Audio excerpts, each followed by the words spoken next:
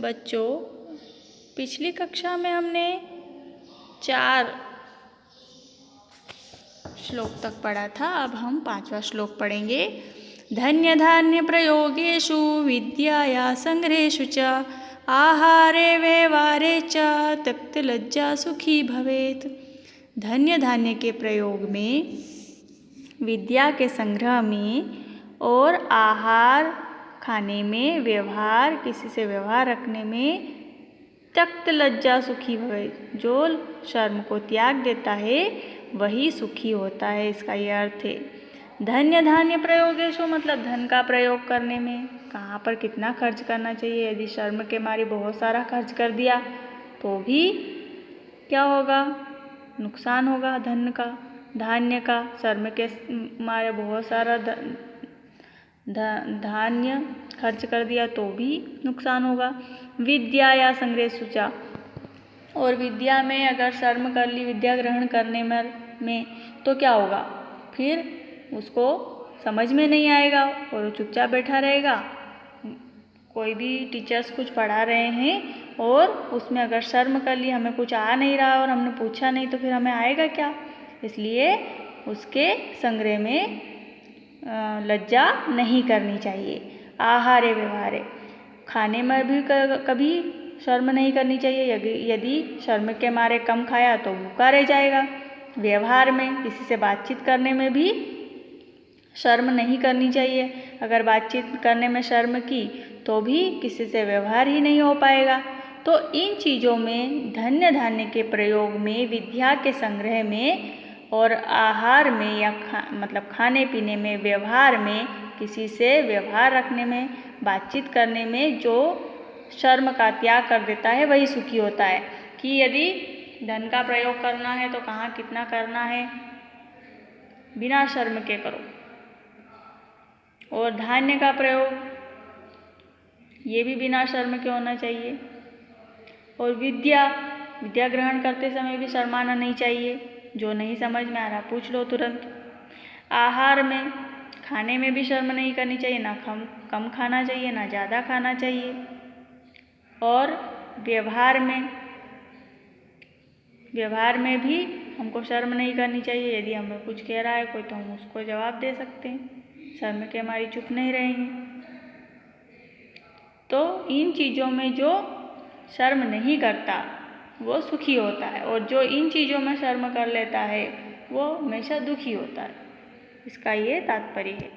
तो धन्य धान्य के प्रयोग में, विद्या के संग्रह में, हुनर को सीखने में, खाने में, व्यवहार करने में, बातचीत करने में शर्म नहीं करना चाहिए। इसका ये श्लोक का तात्पर्य है।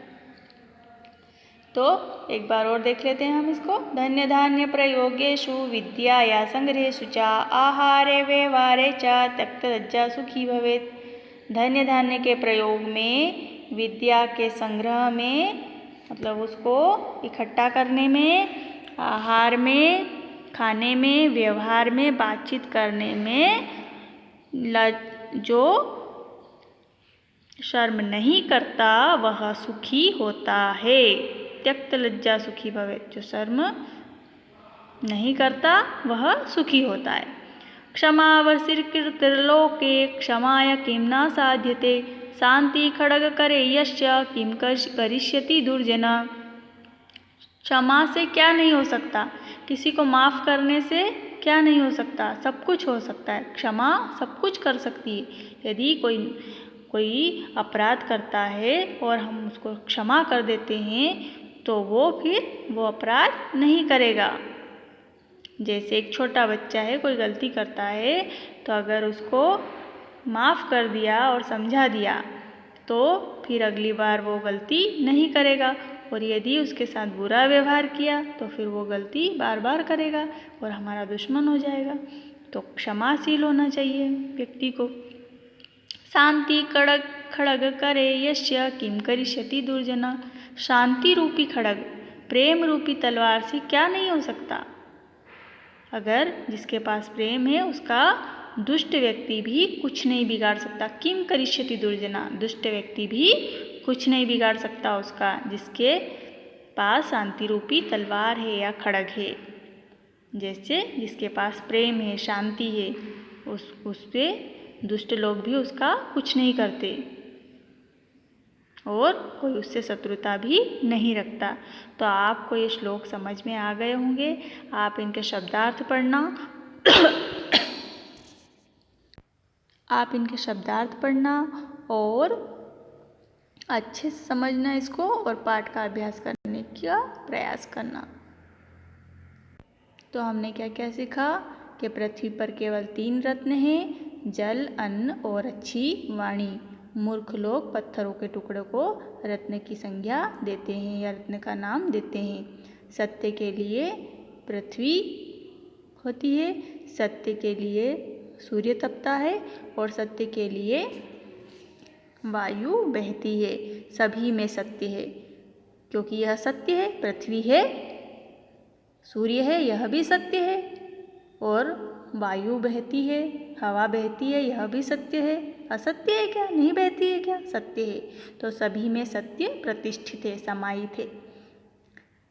दान में, तपस्या में, वीरता में विनम्रता होनी चाहिए और विज्ञान में भी विनम्रता होनी चाहिए। विस्मयो नाही कर्तव्यो, विस्मय नहीं करना चाहिए इन चीज़ों में, दान में, तप में, शौर्य में और विज्ञान में, क्योंकि विज्ञान के नए नए आविष्कार होते हैं तो उसमें हमें आश्चर्य नहीं करना चाहिए।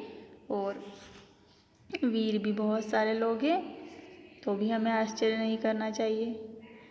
तपस्या करने वाले भी बहुत सारे लोग हैं, बहुत दान करने वाले भी, तो इनमें आश्चर्य नहीं करना चाहिए कि अरे इतनी तपस्या, अरे इतना दान, इतनी वीरता, ये आविष्कार हो गया। इसमें आश्चर्य नहीं करना चाहिए, क्योंकि पृथ्वी पर बहुत सारे रत्न हैं।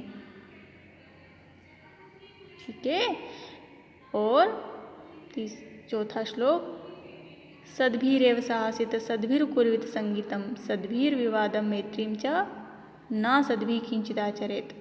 हमें सज्जनों के साथ मित्रता करनी चाहिए, सज्जनों की संगति करनी चाहिए, सज्जनों के साथ ही विवाद करना चाहिए, असज्जनों के साथ, दुष्ट व्यक्तियों से तो हमेशा दूर ही रहना चाहिए। बुरे लोगों के साथ तो कुछ भी व्यवहार नहीं करना चाहिए। धन्य धान्य के प्रयोग में, विद्या के संग्रह में और आहार व्यवहार में लज्जा को त्याग देना चाहिए, शर्म को त्याग देना चाहिए। जब हम धन्य धान्य का प्रयोग कर रहे हैं, बिजनेस वगैरह कर रहे हैं, तो वहाँ पर भी हमें क्या करना चाहिए? शर्म नहीं रखना चाहिए काम करने में। और विद्या के संग्रह में भी शर्म नहीं करनी चाहिए, खाने में भी शर्म नहीं करनी चाहिए, व्यवहार बातचीत में भी शर्म नहीं करना चाहिए, खुलकर सब कार्य करने चाहिए। क्षमा रूपी खड़ग से, शांति रूपी खड़ग से, प्रेम रूपी तलवार से क्या कुछ नहीं हो सकता, दुष्ट लोग भी उसका कुछ नहीं बिगाड़ सकते। इसलिए व्यक्ति को क्षमाशील होना चाहिए। क्षमा रूपी तलवार, क्षमा से सब कुछ हो सकता है, माफ़ी से सब कुछ वश में हो सकता है।